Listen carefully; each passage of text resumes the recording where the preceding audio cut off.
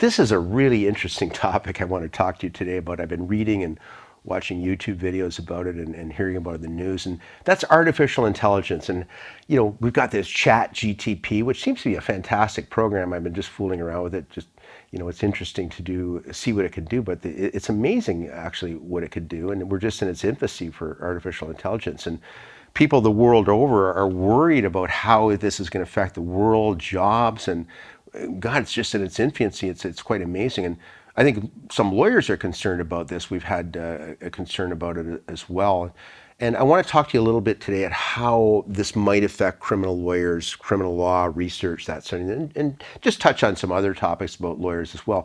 Well, I'll tell you, criminal law, like every area of law, is complicated, and it's in its infancy, though these artificial intelligence can't really handle it. But I foresee a time where these artificial intelligence is going to be able to do legal research, take the database of thousands of Canadian cases and synthesize it and spit out an answer that's valid and true. Maybe even draft factums. We have to do written legal submissions, organize a case for you, do all sorts of things.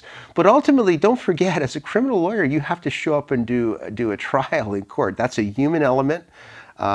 Right now, we're light years away from a robot being able to do that. There's no way. I mean, I'll go head to head with these things every time right now. But I'll tell you, I don't know. Maybe in 5 to 10 years now, I'll be displaced. I mean, who knows? I might be sitting on the beach in Costa Rica sooner than sooner than I anticipated. But it's an interesting issue. I think that criminal lawyers, by and large, are safe. It might help with our practice. It might shorten some things. People might be able to get more information as well online and do a little bit of their own research, but ultimately you need someone to give you advice. But having said that, who knows what the future holds?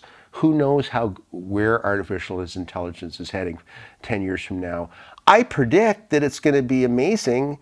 Not necessarily amazing for job situations or criminal lawyers. It may really limit us. I don't know. But ultimately, I just don't see a robot doing a trial in the foreseeable future, criminal trial or a civil one for that matter. But, if I'm another type of lawyer, like let's say I'm a corporate lawyer, well, these things, it appears to me that within a short time, these things learn. And right now, even ChatGTP can do rudimentary contracts and things. What's Google going to come up with in 5 or 10 years? How is it going to affect corporate lawyers, tax lawyers, other lawyers? I don't know what the answer to that is. It might allow people to represent themselves to a certain extent in terms of doing their documents. Let's say you need a shareholders agreement done. Well, maybe it can do that, and you just need to take it to a lawyer to have it finally checked. Who knows what the answer is? We're in its infancy. I'm amazed with the capacity of ChatGTP right now, what it can do. It spit out the wrong answer. I put in some criminal law questions to it, but it had some right answers too, and it's just in its infancy. So there you have it. It's a little bit of a lighthearted day.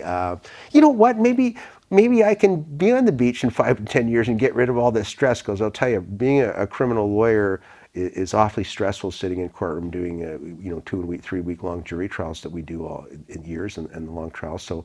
But, it's an interesting topic that's going to continue in the news. And I think it's worrisome for a lot of people in their employment about where artificial intelligence is headed to. Elon Musk, for example, is very concerned about it. He seems to be a pretty bright guy, although controversial. So it's a controversial topic.